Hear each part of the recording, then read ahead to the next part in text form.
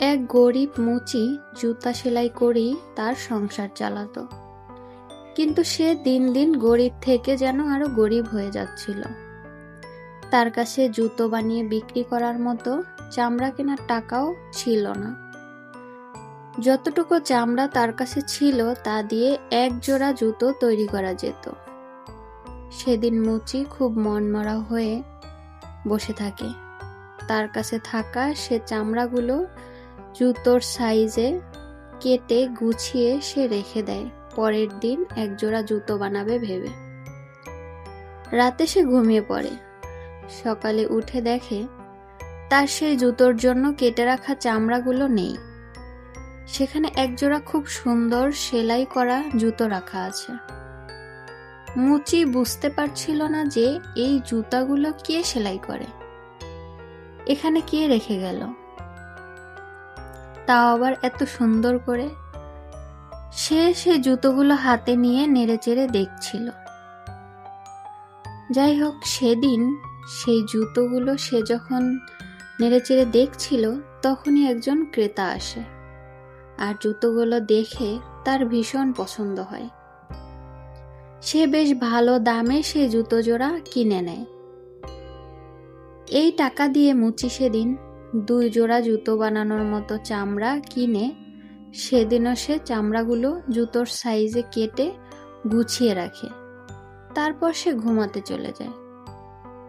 সকালবেলা উঠে দেখে সেখানে আবারও আগের মতোই সুন্দর করে সেলাই করা 2 জোড়া জুতো রাখা। এই জুতো 2 জোড়া আগের জুতোর থেকেও বেশ ভালো দামে বিক্রি হয়ে যায়। এবার এই টাকা দিয়ে মুচি 4 জোড়া জুতোর সরঞ্জাম কিনে নিয়ে আসে। এবারও সে রাতের বেলা সব গুছিয়ে রেখে দেয় আগের মতোই। সকালে উঠে দেখে সেখানে 4 জোড়া জুতো সুন্দর করে বানিয়ে রাখা আছে। তার দোকানে ক্রেতাদের ভিড় লেগে যায়। চড়া দামে শেষ জুতোগুলো বিক্রি করে।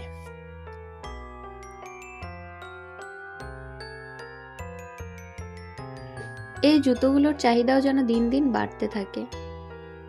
মুচি আবারও সেই টাকা দিয়ে আরো কিছু জুতোর সরঞ্জাম কিনে নিয়ে আসে। রাতের বেলা সে আগের মতোই সবকিছু গুছিয়ে রেখে দেয়। এবার মুচি তার স্ত্রীকে বলেন, আজ আমরা দেখব যে কে বা কারা রাতের বেলা এসে এভাবে এই জুতোগুলো বানিয়ে রেখে যায়।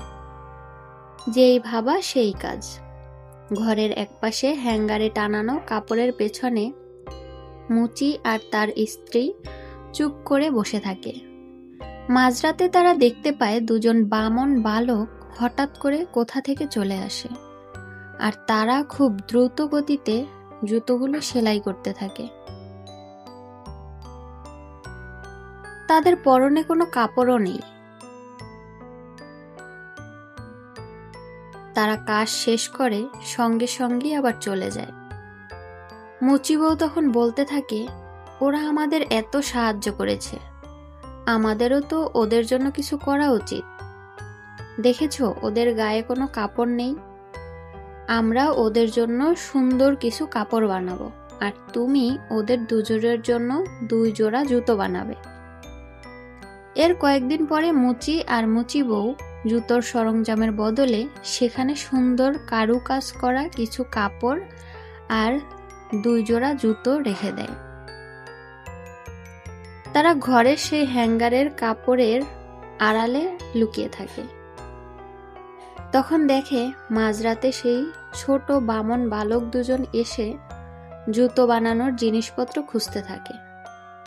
সেগুলো তারা কোনোভাবেই পাচ্ছিল না, বরং তারা দেখতে পায় সেখানে ছোট ছোট কাপড় আর জুতা রাখা, সুন্দর কারুকাজ করা।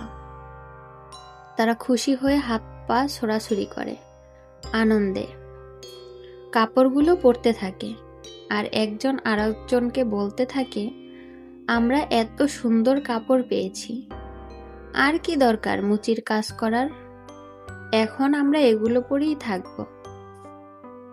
সেই দিন তারা কাপড় পরে চলে যাওয়ার পরে আর কখনো ফিরে আসেনি। মুচি কিন্তু তার কাজ থামায়নি। সে এখন আগের থেকেও বেশি পরিশ্রম করে।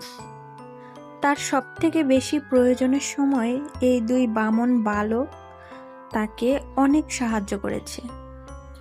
আর তাই এখন তার অবস্থা আগের থেকে অনেক ভালো। তারা এখন খুব ভালো আছে। আর মুচি এখন নিজেই সব কাজ করতে পারে।